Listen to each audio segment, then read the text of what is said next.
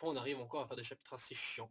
Non, personnellement, je vais être honnête avec vous, vous avez peut-être aimé revoir certains personnages commencer à combattre et attaquer. Et moi, je suis le premier à être très content de voir, par exemple, Natsu et même Lucie, par exemple, combattre et tout. Mais enfin non, je suis pas Natsu, mais je l'ai déjà vu. Mais surtout les autres, quoi, ça me fait plaisir de les voir. Mais ici, on a beaucoup d'éléments en fait qui font que voilà, il n'y a pas grand chose de vraiment nouveau. C'est-à-dire sur ces deux chapitres, tout ce qu'on voit, c'est notre équipe favorite essayer de botter, enfin pas même pas essayer, carrément ils le font, hein. Donc ils bottent le cul donc de tous ces petits mages noirs là qui sont là en train d'essayer d'assassiner des gens. Et comme quoi, bah voilà, il faut plus rigoler avec eux. Les mecs sont 6 ou 7, je sais plus combien ils étaient, et ils arrivent à repousser une armée de centaines de milliers là. Bon, ils arrivent à repousser des milliers de types. Je veux dire, bon, voilà quoi. Enfin, c'est pas un truc nouveau, on a déjà vu ça encore et encore. En fait, ce qui m'ennuie dans ces deux chapitres, en fait, c'est surtout qu'on n'a pas de surprise.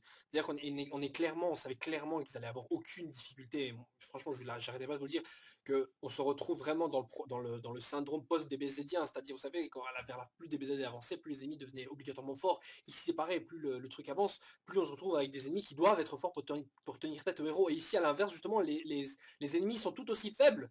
Hein, ils sont toujours aussi faibles et justement, enfin non, plus faibles qu'avant. Et donc les héros, justement, aucun challenge. Et pour le lecteur, bah, on s'ennuie un peu. Le seul petit point qui pouvait nous intéresser, en fait, c'est de voir éventuellement les progrès des héros. Et encore, je me dis, putain, pourquoi ils ont besoin d'utiliser leur power-up maximal pour vaincre toute une armée de sous-fifres. Les gars, ils avaient carrément, même Natsu tout seul aurait pu les supprimer, quoi. Le mec, il arrive à créer une sorte de cri du dragon quasiment similaire presque à celui de Ymir, et encore, hein, presque.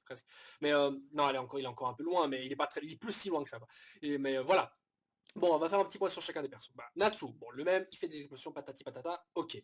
Lucie, alors on savait déjà qu'elle avait son power qui lui permettait donc de pouvoir utiliser une partie de la magie, donc de l'esprit qu'elle invoque. Ici, Taurus, et Taurus est connu pour sa force physique. Donc Lucie devient physiquement aussi plus forte, du coup elle arrive à botter le cul de certains types avec son fouet. D'ailleurs la meuf elle est ultra fière, et du coup ça fait un peu plaisir parce que c'est vrai que de temps en temps on la voyait combattre avec un fouet, mais c'était pas si stylé que ça. Maintenant elle a la force physique qui va avec, donc du coup ça va. Donc d'un point de vue, je veux dire, esthétique de son pouvoir, de sa magie, je veux dire que là on a un petit power qui est très sympathique. Hein, j'ai hâte de voir d'ailleurs comment elle pourrait faire par exemple avec le roi des esprits ou un truc dans le genre, ça pourrait être intéressant ça. Bref, ensuite on passe à Grey. Bah, Grey c'est elle-même, on n'a pas vraiment de traces, on sait même pas encore s'il a sa magie, sa magie a une attribut de God Slayer, enfin pardon, de God Slayer, de Demon Slayer. Moi personnellement je pense qu'il a encore, c'est quasiment évident vu qu'il a encore la marque là, enfin il a la marque aussi qui est liée à ça. Donc d'office qu'il a encore sa magie de Demon Slayer, parce qu'en plus de ça, il a comme projet de détruire End, donc forcément qu'il a encore besoin de sa magie de Demon Slayer. Donc on n'a pas vraiment de traces de nouvelle magie, quoi. C'est toujours sa magie glace qui pète et qui explose. Voilà. Ensuite, on a donc ce chapitre se consacre surtout donc, sur Erza, Erza qui, enfin le premier des deux chapitres, Erza donc qui bah, botte le cul donc de Jérôme, le mec avec l'épée. Alors je me suis dit peut-être que lui allait offrir une petite résistance, et bah non, évidemment, aucun des membres de cette putain de petite secte des Avatars en fait n'est de poids face à notre équipe. Enfin je veux dire, c'était un peu évident parce que s'il y avait des types des mages d'or du niveau de notre équipe là, c'était de gros dangers. Et les mecs ils auraient pas pu être aussi incognito très longtemps. Franchement, c'est parce que justement ils sont terriblement faibles qu'ils ont été assez incognito. Bref, du coup. Ce Jérôme se bottait le cul par une Erza. Alors au début je pensais que l'armure qu'avait utilisé Erza dans ce chapitre aussi c'était une version adaptée ou une nouvelle version en fait de son armure angélique, la celle où elle a les ailes. Mais au final je me suis dit bon, en fait c'est une nouvelle hein, forcément parce que c'est parce que le pouvoir utilisé n'est pas le même ici. Il est question d'épée qui apparemment ne laisse pas à sa cible comprendre apparemment qu'elle a été touchée par ses épées. Donc ou alors c'est juste une façon de dire que Erza juste en gros elle veut dire par là je suis trop rapide pour toi. Hein. C'est peut-être ça qu'elle veut dire. Dans tous les cas en gros ce Jérôme se fait exploser avec une épée il pensait qu'il arriverait à arrêter tous ces types-là, mais le mec il a juste une épée corrosive, enfin une épée qui détruit, qui font tout ce qui touche. Donc voilà, enfin oui, enfin non, on s'en fout, non en fait non, non c'était à chier. Donc le mec se fait exploser, bam bam, on passe à la suite. Erza donc qui arrive avec son gros sourire et qui fait sa pose de fin de combat, voilà, fin du premier chapitre. Le deuxième donc c'est surtout Grey qui combat donc les autres salopes, là l'autre qui sait se dédoubler, blablabla patati patata, on s'en aura rien à foutre d'elle. Là ce qui est intéressant c'est surtout que Jubia arrive en souriant, normal, elle était au bord de la mort il y a quelques heures, mais donc visiblement comme je vous l'avais dit, hein, franchement au moment même où Grey donc arrive enfin va mieux, pas Juvia va mieux évidemment. Donc Juvia arrive normal et en mode oh Grey ça va, évidemment je te pardonne tout. J'aurais aimé voir quand même Juvia se fâcher un tout petit peu de la même manière que Lucie s'est un peu fâchée contre Grey. J'aurais aimé la voir faire genre je vous aime, blablabla, patati patata, mais ne me faites plus jamais ça, un truc comme ça.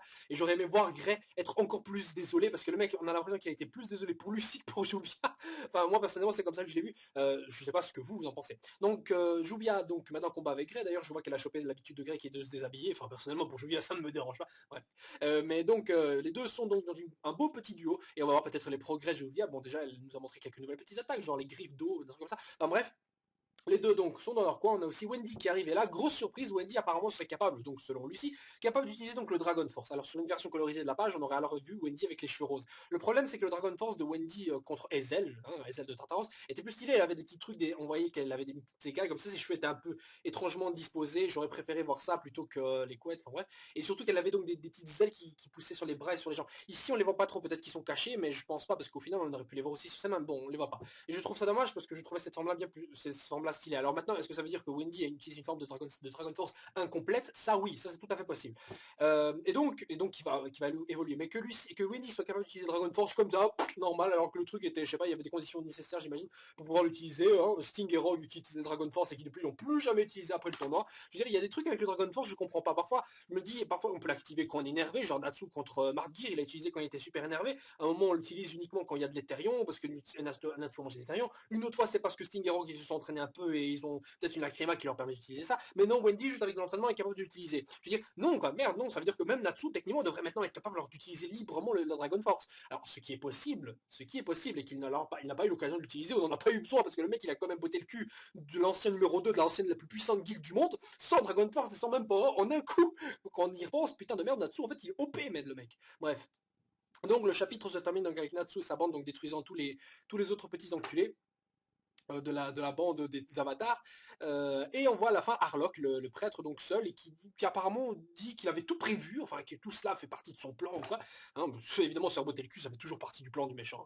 Bref, et donc se faire botter le cul, il me rappelle Margear, mais en plus con. Donc, il se fait botter le cul, apparemment, il mentionne une sorte de Iku Tsanagi, je sais pas quoi, quand Iku Tsanagi va commencer à remuer le sol, enfin la terre, apparemment la purification va commencer à faire. Bref, je vois pas vraiment où il veut s'en venir, je ne sais pas ce que c'est que ce Iku Tsanagi, je sais pas si je prononce ça correctement, mais je ne sais pas ce que c'est, peut-être une entité, ce que justement, ou le nom du rituel, allez savoir ce que c'est, ou le nom d'une magie qui permettrait la purification de commencer, allez savoir ce que c'est. Mais pour l'instant, franchement, je n'attends rien de ces avatars. Moi, tout ce que je veux, c'est qu'on passe à la suite, qu'on attaque le château de Zeref, qu'on y aille bam bam et qu'on nous présente des méchants démons, ouais, des super démons invoqués par Zeref, je sais pas. Enfin, non, pas les démons, parce que c'est vrai que les démons, on a fait le tour avec Tartaros, mais on a vu les démons, on a vu des méchants.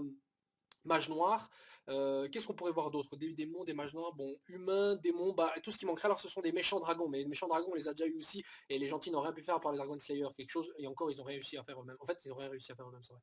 Alors je verrais plutôt une sorte d'hybride homme-dragon démon, ou d'hybride homme-dragon, allez savoir, pour combattre donc les futurs adversaires de nos héros, parce qu'il faudra bien des sous-fifres pour combattre les personnages secondaires, alors que les héros se dirigent vers Zeph, je veux dire la bataille finale dans chacun de shonen, c'est toujours ça. On a le méchant principal et on a plein de sous-fifres du méchant principal et les potes du héros combattent les sous-fifres pendant que le héros combat le méchant principal. C'est un peu la logique. Donc forcément, il nous faut une nouvelle bande de méchants. Et pas me dire que c'est les avatars, parce que certains m'ont rappelé aussi que apparemment ces avatars qu'on a là, ce n'est qu'une branche des avatars de toute la bande des avatars. C'est-à-dire qu'il y en a d'autres branches principales, donc qui attendent, ça veut dire de nouveaux adversaires. Alors peut-être que eux vont nous sortir quelque chose de plus intéressant que les merdes, les sous-merdes, et encore c'est une insulte à la merde ce que je viens de dire. Parce que là, les trucs qu'on a vu ici, c'est vraiment pourri.